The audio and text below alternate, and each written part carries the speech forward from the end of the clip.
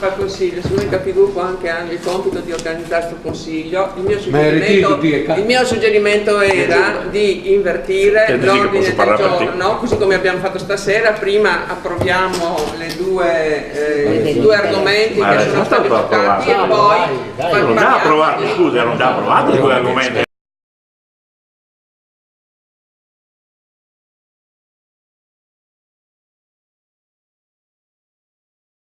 Il Consiglio Comunale, consigliere, punto 1 comunicazioni, punto 2 approvazione, illustrazione, punto 3, punto 4 ospedale unico. Sì, non faccio il punto 5. No. Le famose patate.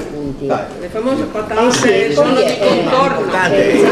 Ecco. L'ultima volta nel consiglio straordinario ho messo dentro anche le patate. Va bene, le patate magari sono come contorno e tal volta. Ho capito benissimo.